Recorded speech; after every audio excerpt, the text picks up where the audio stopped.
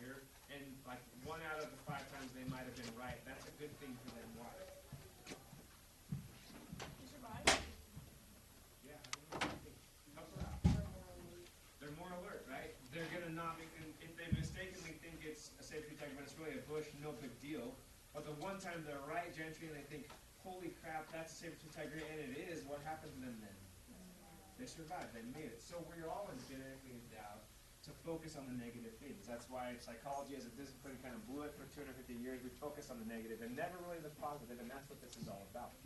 Right? We have negative stereotypes that stay with us forever because they help us in certain situations. We have negative memories, in fact, like all the trauma that we talk about. We talked about this in Freud a bit. But the problem that we have isn't that we can't remember that stuff.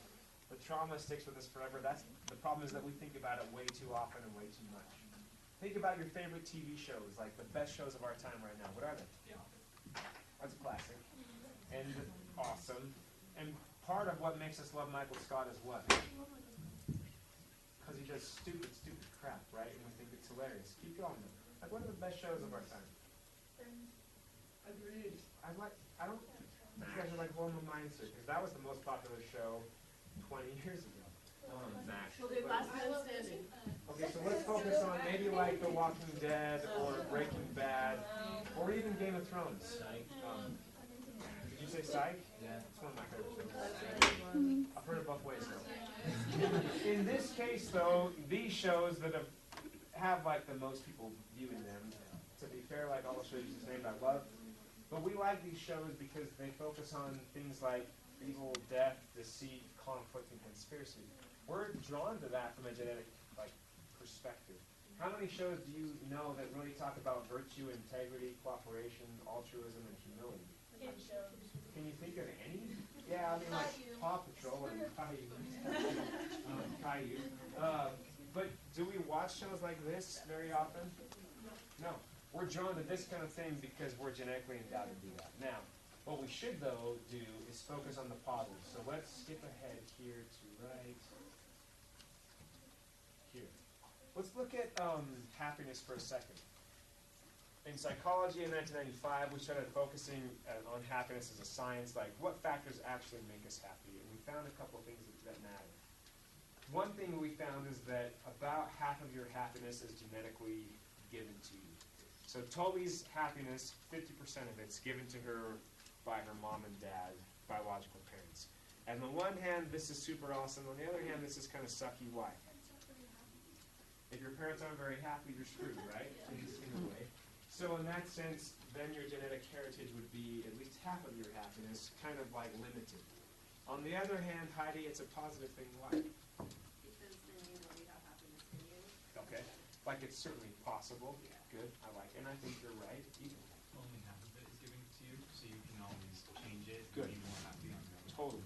Right. Most people, when they hear that half of your happiness is based on your genes, they kind of freak out because they're like, well, what if my parents suck and then I'm screwed? And then they sort of forget about, well, there's a whole other half of happiness that actually isn't tied to that at all. And that certainly matters as well. So let's look at that piece.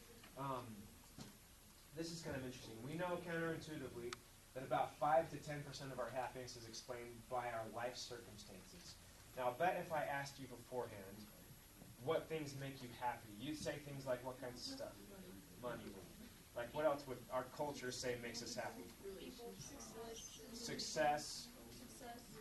I think relationships do in fact make us happy, but let's look at this for a second. How much money I have, how healthy I am, how attractive or hot I am, how smart I am.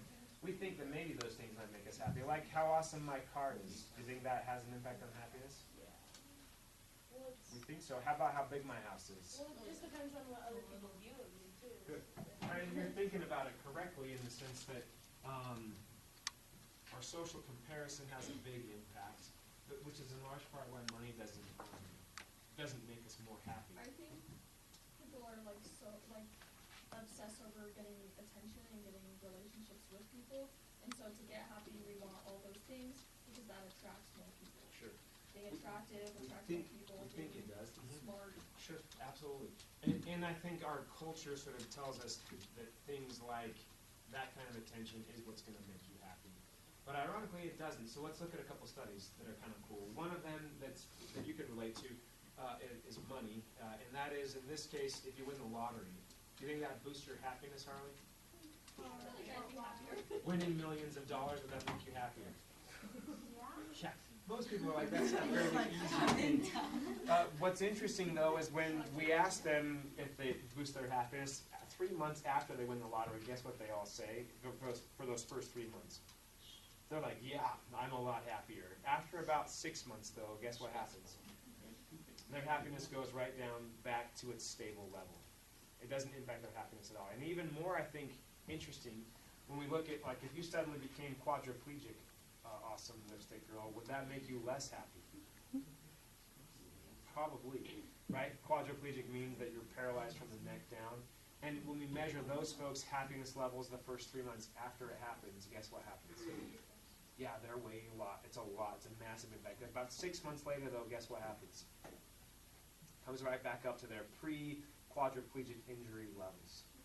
So what this tells us profoundly is what? Our life circumstances, what? They don't impact us. They do in the short term for about 3 to 6 months, but after about 6 months, it stops having as big of an impact. This is an idea called the hedonic treadmill, which basically says that you have a stable level of happiness, that life circumstances don't contribute profoundly to the level of happiness. If I got a new car, because I have a seriously crappy car, if I got a new car, would it make me happier? Yes, for how long? About 3 to 6 months, at which point it would go back to a fairly stable level. In fact, virtually everything that you think about as far as life circumstances go, like kidney failure, for instance, this is a famous study, that people who had kidney failure and had to get dialysis 2 times a week, would that make you less happy? Without the dialysis machine, you just die? You get really depressed. And it does, and guess how long it lasts, the depression? 3 to 6 months. At about 6 months again, their happiness goes right back, because we adapt to life circumstances quickly and profoundly. So if it's not life circumstances that matter, what does? Everyone thinks that's the key. And this is really the focus of the entire class that I teach, that most of the things that we think make us happy, as it turns out, don't. Like, let's talk about money just for a second. Do you think, if I gave you $500, Savannah, would that make you more happy right now? Oh, yeah. Yeah, it would. And everybody says that's the truth. That if I give you $500 right now, would it make Heidi happier? She would say yes.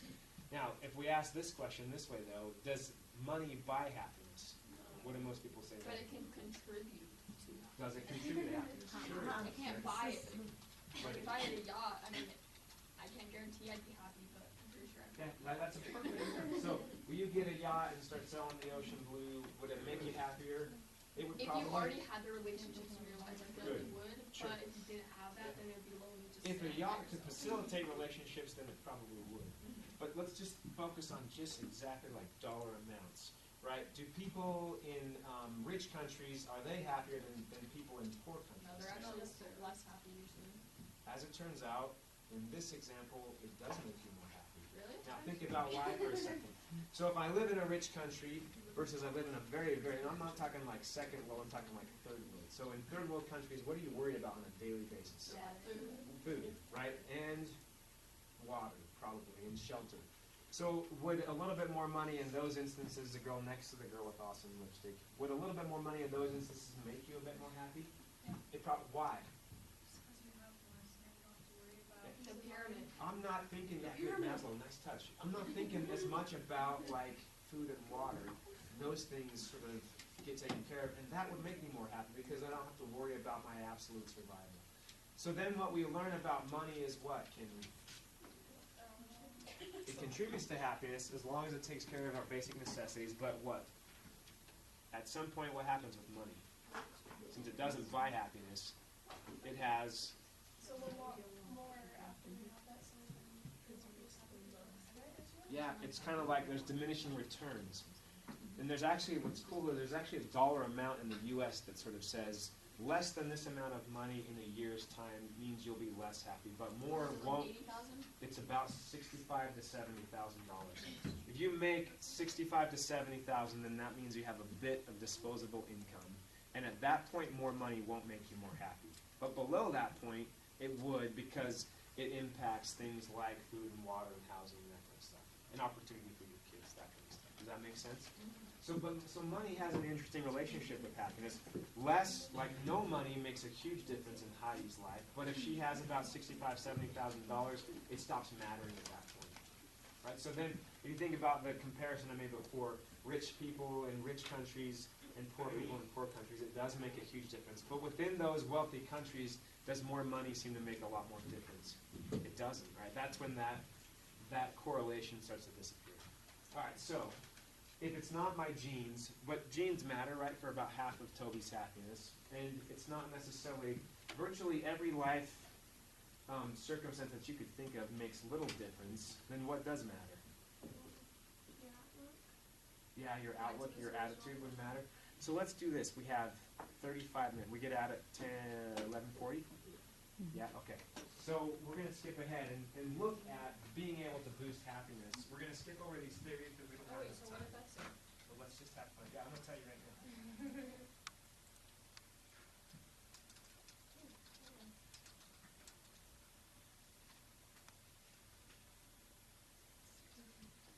All right, so here's what I want to do. I took, kind of combed through the literature and found like 300 or 400 studies that would say these things lead to Savannah's happiness and these things lead to not actually Savannah's happiness. But I want you to try to guess which ones go. So I've organized them by correlation. So this would be like almost no correlation. So whatever it is in this column is going to be a thing that doesn't make any difference in Ethan's happiness whatsoever. And whatever's in this moderate correlation, this is actually pretty important stuff that makes a pretty big difference in McKinley's happiness, right? And anything in this like large correlation would be like stuff you should for sure freaking do because it's going to make you happier. But to make it kind of fun-ish, I want you to think about, I'm going to give you 3 different options, and you have to guess which one goes in which column. Does that make sense? So I'm going to give you 3 things, and you have to tell me, does this thing make you happy, pretty much make you happy, or not make you happy at all? Does that make sense? Okay.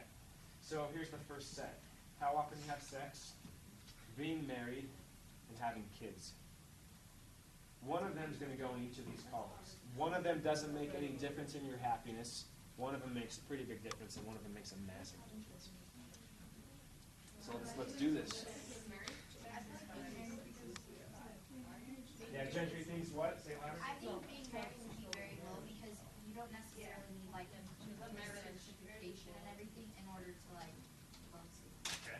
So love could happen maybe outside of marriage? Yeah.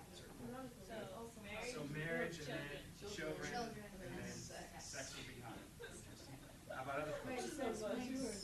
Like it contributes a lot. Yeah, sex. She's saying sex makes the most. I learned that children.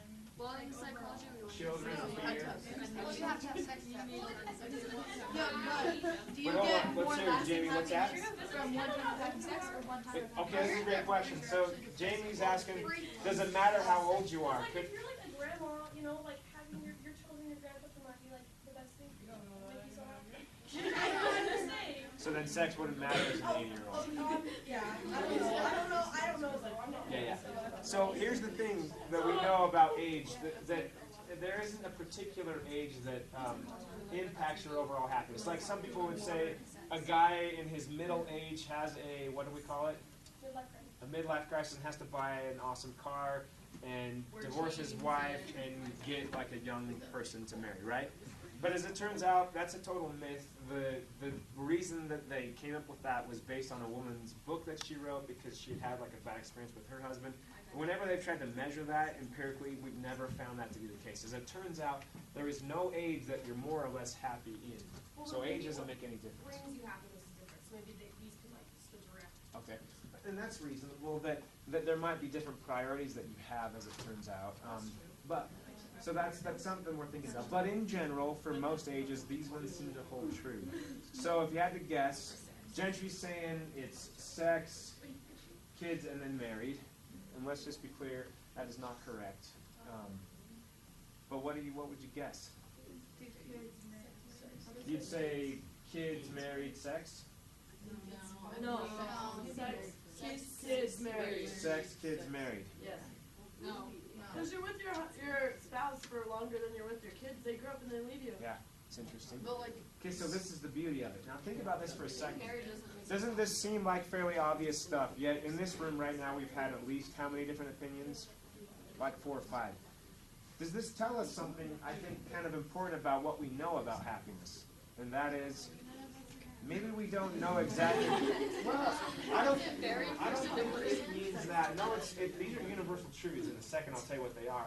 But I think it Marriage means is that up there and he's things that we think make us happy might not actually make us happy. Now, think about why that's a bad deal. Heidi, why is this bad? If things that we think might make us happy might not, this is bad because why?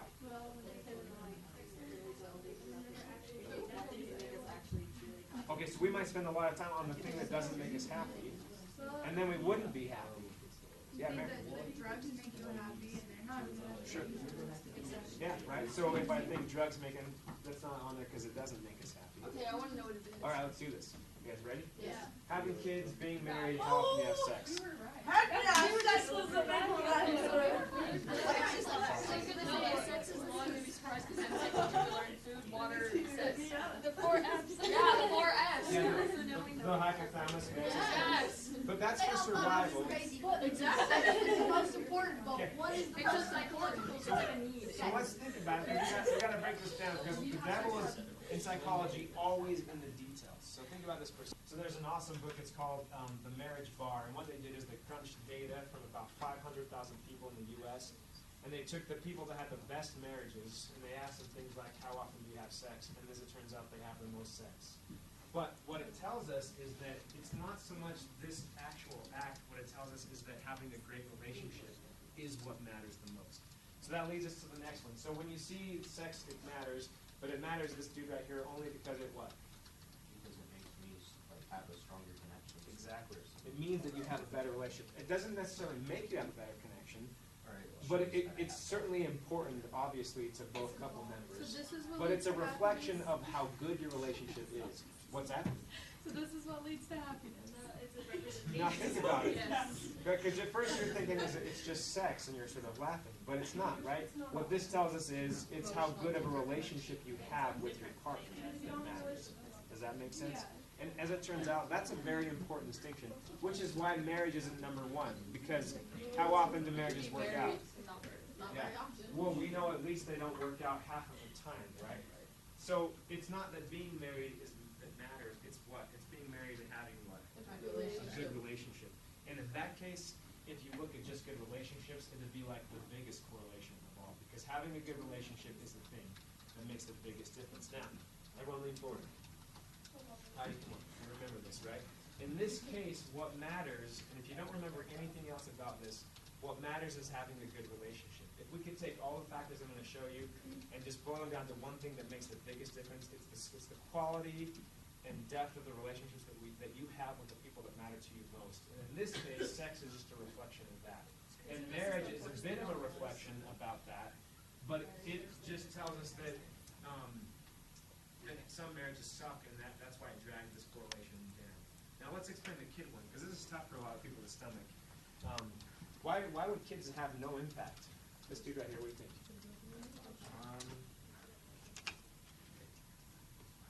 Yeah, it's weird. Because like, my mom and dad love me. They think I'm the best in the whole world. They do have a negative impact, a massive one, let's be clear. It's not you and your husband's relationship that it does, so it's your relationship with your children. Yeah, and that matters. Like lots of times when I ask this to college students, if you ask them what's the thing that brought them the most joy yesterday, they'll say things like my family and close friends. If you ask them what the thing that brought them the most pain, they'll often say what? My family and close friends, as it turns out. So in that sense, kids have a big impact. Let's do this. This is a true thing here.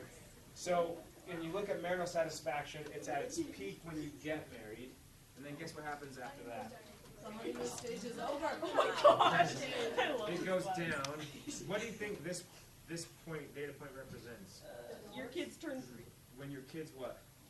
When they turn teenagers. So when most of your kids are between the age of 13 and 18, this is when your marital satisfaction is the lowest. And then guess what happens at that point? And you're like, dead. It goes right back up. This point is represented by when? Death. Nope. No.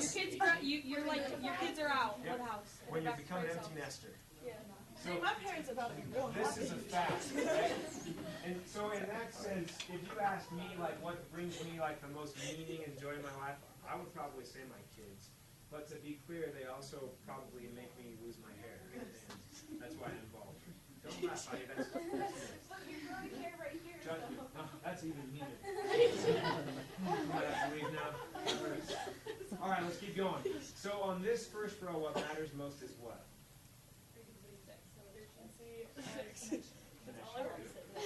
Don't make the mistake of getting caught up in just sex. Now, let's be clear, it's highly addictive in that sense, but it's more of a measure of the quality of your relationship, right? If you have a good relationship, that's why that one's so high. And that's why marriage isn't as high, because there's plenty of relationships, just, let's be honest, just plain stuff. Isn't like sex one of the easier ways to connect to people on so many different ways? Well, when you. Yeah, absolutely. All right, let's do another batch. You guys ready? So in this case, how much money you make, being employed, and level of leisure activity. What would you say there? Being employed is high. Well, if you look at what, I'd say being employed. No, it's high. It's the highest. So employment, what would be moderate? I'd say leisure. Leisure is being employed. Leisure's moderate. Is right on it. I feel like income would be low, yeah, income low. That's not bad, right? You're guessing income's low. Why? Because it doesn't matter that how money level. It's like the Because we just got done talking about how it matters up to a point, and after that there's diminishing returns.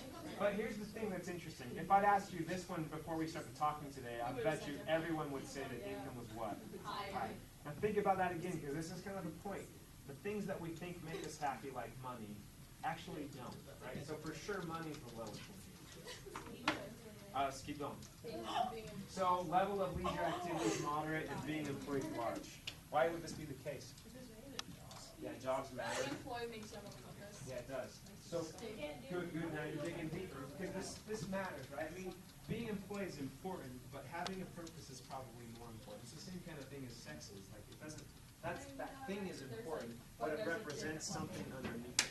Like when you meet somebody in college, you probably haven't experienced this yet, but you will. When they ask you like who you are, one of the very first questions that you often get asked is what? I hate when people ask, what's your major? What's your major? They ask that all the That time. does Why? say a lot about you. Because it tells about your identity. Now think about that. If my major is accounting and become an accountant and I'm employed, then a big part of my identity is tied into being what? An accountant. And if I'm not an accountant, then what happens? Then it's going to mess me up, right? Like a big part of my identity is being a therapist and being a professor. I mean, I would do that crap for free. I love it that much. It's fun. The nice thing is that I get paid. But if suddenly I couldn't get those two things in my life, what would happen? Yeah, it would be a massive hit on the meaning I can find in life and how, yeah, just right away. Right? So think about that. So that part of your identity matters. How about level of leisure activity? Why does this one make a difference? Experiences make you happy. In this case, what do you think this means? Let's go this right here. What does the level of leisure activity mean? It's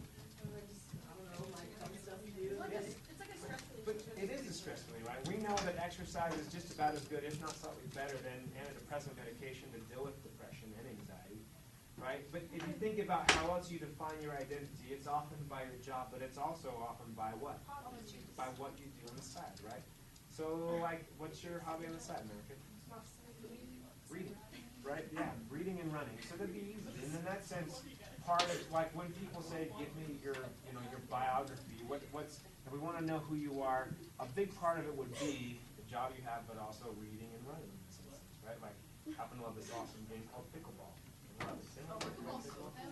Do you teach that class? I wish I did. I keep trying to make them, and they're like, no. But I'm like, I would destroy whoever teaches it. It's a different story, though. I want to teach it because I love it. But, like, it's a big part of my identity, right? Like, rock climbing is something I also enjoy, and running is huge for me. So, in that sense, it's a big part of what but think about what's going to impact my level of leisure activity. What would make that be able to happen? What do you think, Henry? What's something that's going to aid? Who does not have a bunch of time on their hands? Yeah, someone that's overworked, right? Like if I'm working 3 different jobs, because I don't have quite enough money. And that's a big part of why money initially matters, because it gives me opportunities to have leisure time. And it is a massive stress reliever. It also happens to be a huge part of my identity. Let's keep going. Get ready for the next set. Okay.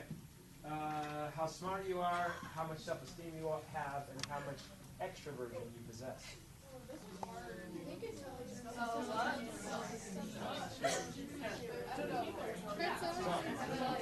People that are intelligent know what they don't know, or know that there's so much they don't know.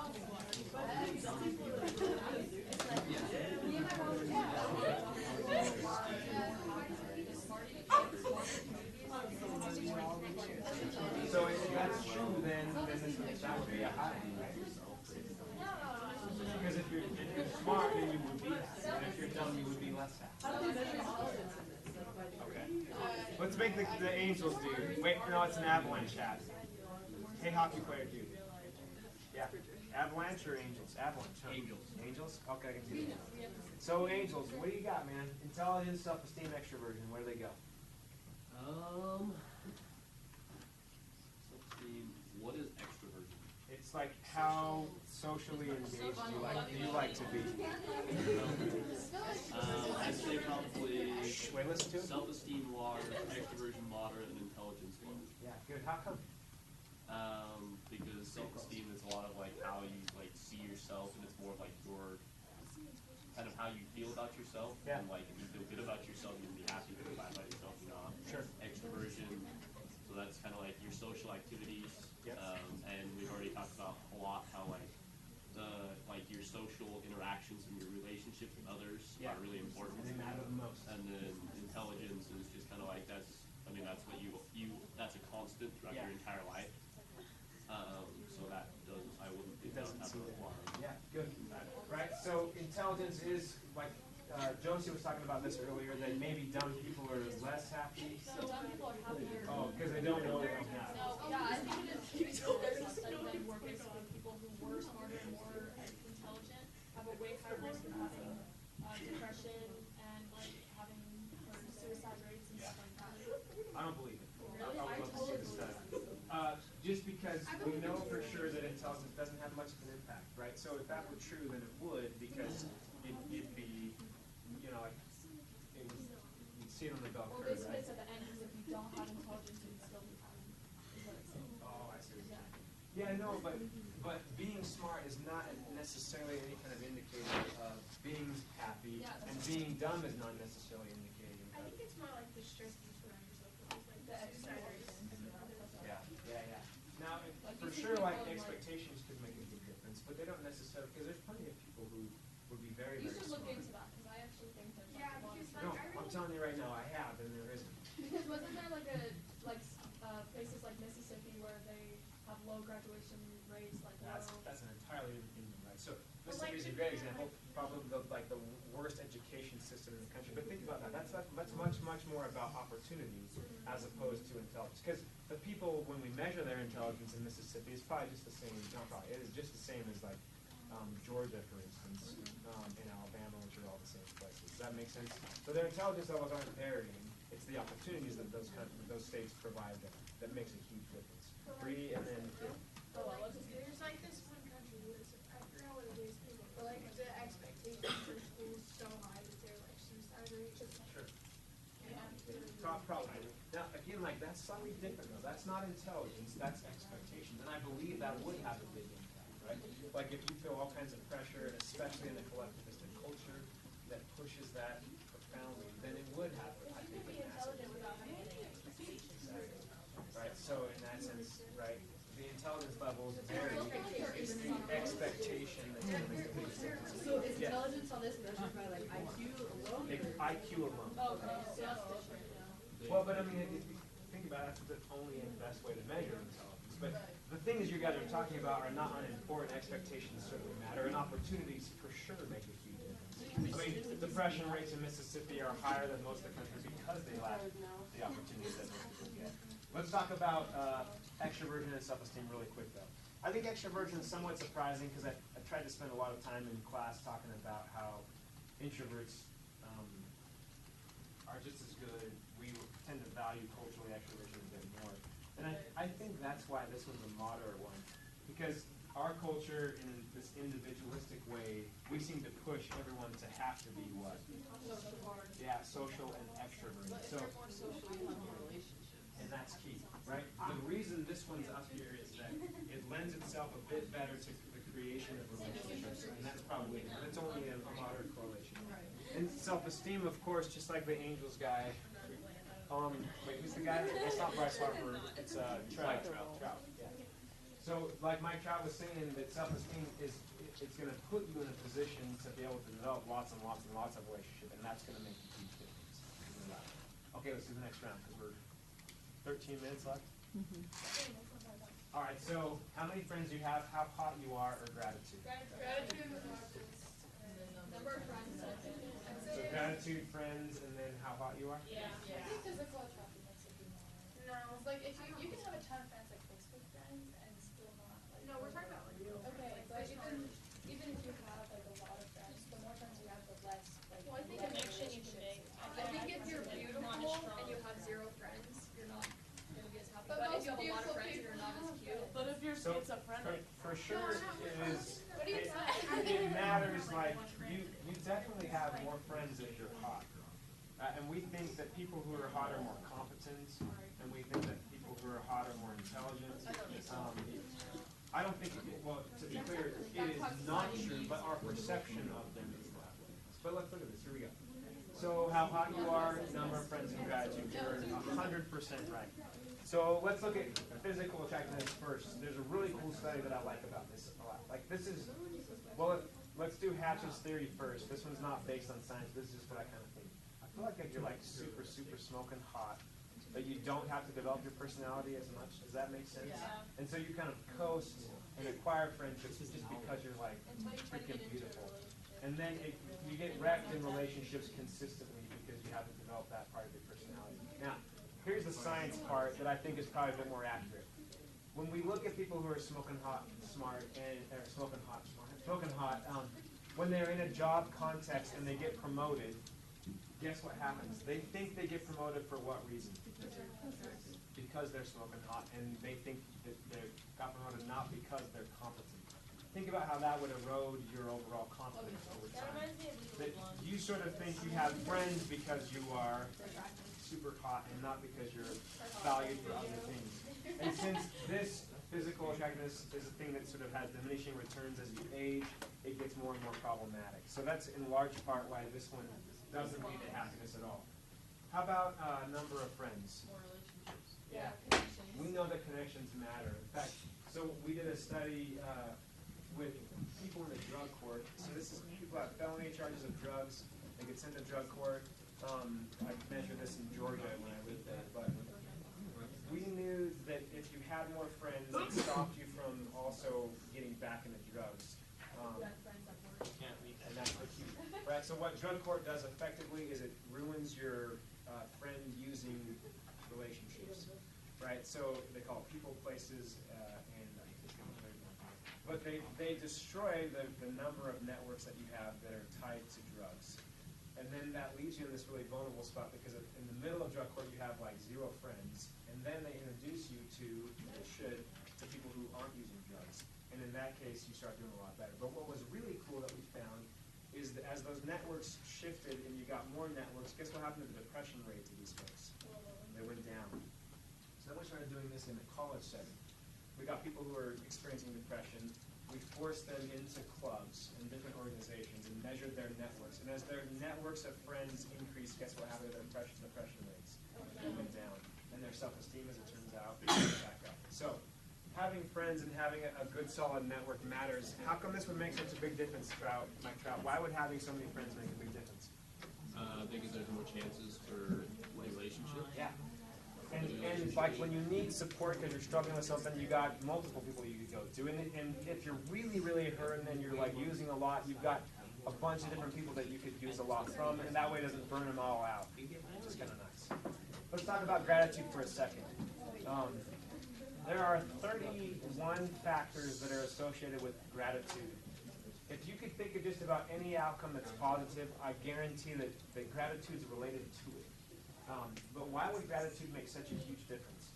Positive thankful for what you have. You're Positive focusing on the thought. good. You're focusing Like on what the you were good. talking about, how you were writing a good thing every day. Once Yeah. you said that, It's just Yeah, like, yeah. you think of it every day, everything It that does. you did that was good. Totally. So let's talk about like this. So in my positive psych class, one of the very first activities, I make them do like empirically validated studies, right? That prove that doing this thing makes you happier. So the very first 2 weeks of class, I have to do a gratitude journal, and I tell them like the very first day before they know me, I'm like, if you don't do this right, I'm going to fail you out of this class. And so that freaks them out. They take it super serious because they don't know that I probably wouldn't do that. That's why I have to do it at the very beginning of class. But I tell them that, and so they take it pretty seriously, and they have to write down 3 good things that happen to them every day. This is based on about 6 or 7 different studies that this shows that boosts happiness profoundly. But they write about that stuff, and then they do it, and they have to do it before they go to bed each night, at least before they go to bed. They can do it any time of the day, but at least before they go to bed. And then they have to write about why those 3 good things happen to them. Why would this make a difference? Why would talking about why the good thing happened matter? Because, I don't know, then you can try and do that thing again. Or like you'll start to realize what it is that's making you happy, Okay. and so you'll do that stuff more. That's not bad, right? It might give you some ideas about the things that actually do make you happy. That's kind of tied to a different intervention that I do. It's called Your Best Day. So you have to track your mood over the course of a month and figure out which days you were happiest. And then you have to look at the activities that you did that day. And it's kind of cool because you can figure out like what makes your best day. In that context, the thing that makes you the happiest, and this is going to sound weird, but it's true, it's doing the hard thing first. So if you think about that, the days that people collectively do the hardest thing in their day first, they have better days. Why? Because they feel like they're accomplished. Yeah, because they've accomplished something, and that means as the day progresses, what happens? It just gets easier for them. So that's kind of a cool byproduct of that best day study. Yeah. So, like you're talking about, first in class, we focus on the negative things. So once we start focusing on the positive, we realize how much we have or how much Good. Right. In a second, I'm going to put up optimism. You're going to see that it's a massively important factor. But what do you think makes you optimistic? How could gratitude make you optimistic? Let's do the dude with the sweet stash. What do you got, man? I thought you got to focus. Yeah. Not the stash? Yeah. Am I the only one in this class? Yes. Me and you, dude. Okay, so what was the question? So in this case, what's the relationship between gratitude and optimism? So gratitude is being thankful for what you have, right? Yep. And optimism is, so, I think it's past experiences. Yeah, explain. So, many immigrant families, they usually start from 0 to, and they usually build up. Okay. So they're always counting out the little things. Yeah. So that maybe it puts you in a position to appreciate the little things you want. I think that's fair. Keep going. Why finish it out, right? You're on the right track, but make the link happen now. So as I appreciate things and I get more things, essentially, how does that lead me to have more optimism? You usually value it more, Okay. and you usually see life more differently. Good. And as I believe, and it's especially in this instance in your example, as I pull myself up essentially by my own bootstraps, right? That's like the American dream. I start to believe more and more that what will happen for me in the future because I can appreciate things now. What do I start to believe about the future? That thing can happen. That anything can happen. That good things will happen because I can appreciate all the good things now, and all I've seen is a progression of success. Does that make sense? Perfect, right? So this is what's cool about this, and this is when they do it for 2 weeks, every time for the first 5 or 6 days, they don't remember to write down the 3 good things until like it's 11 o'clock at night and they're going to sleep. And they're like, holy crap, I've got to think of something that happened this day that I could be grateful for. That's actually a fairly minimal impact on your happiness. Why? Because you're only thinking about those things when? Like right before you go to sleep. But what's kind of cool, in almost every instance, about the 6th or 7th day, people remember during the day that they've got to write something at the end of the day, so they're like, oh, I could write about this thing. And that when that transition happens, studies show, that's when the boost in happiness starts to increase. Because now they can be happy in real time, right? They've stopped waiting until the end of the day. They can appreciate the good that's happening in their lives at 11:36 instead of only at 11 in the morning. And then that boost carries out throughout the rest of the day. And that, over time, leads to greater happiness. just like you're predicting in this immigrant family kind of progression way. Okay, let's do another one. Because we have how much time left? 3 minutes. All right. How religious you are, how much education you get, and how optimistic you are. Optimism first. Optimism, number 1. Education and religion, where would they go? Education and then religion. So optimism, education, religion. How about other folks? You do the same thing? I feel like religion might be higher. Might be higher. How come?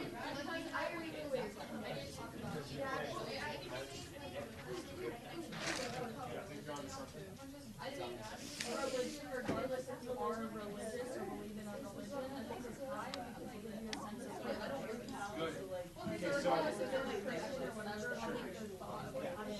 this is fantastic. So think about this for a second, because Josie and Gentry are actually 100% correct. Let's take a look. As it turns out, your education level, it makes 0 difference. So for America, how much education, if she has a PhD, a master's degree, or just a high school diploma, it will make little difference on how happy she is.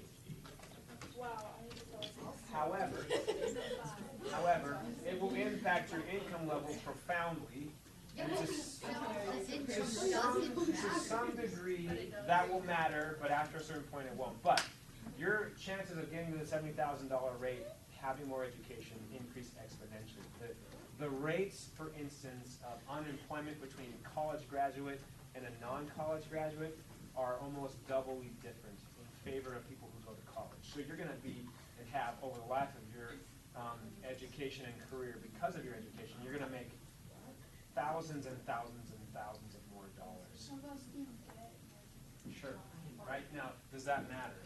It absolutely does. Right? So if you can get through college with lower student debt, that'll be a huge thing. But when we look at just the data as far as like the value of a college education, it matters a ton. And even more so if you can get a master's or a PhD. Now let's keep going. Does that though impact your happiness? No, it doesn't, as it turns out. It might loosely be correlated with overall income, which is only minorly correlated with your overall happiness. So that's the thing that matters from an identity perspective, but not necessarily from a happiness one. Let's keep going though. Why would religion matter so much? And I think Gentry and Josie hit it perfectly. On the one hand, if you're going to church, and they measured this really in not just religiousness, but religiosity. So they measured it in like religious acts, which would include things like going to church and praying and scripture and all the stuff that would be associated with really with any religion. Does that make sense? So one thing it provides profoundly is a sense of community and connection with people.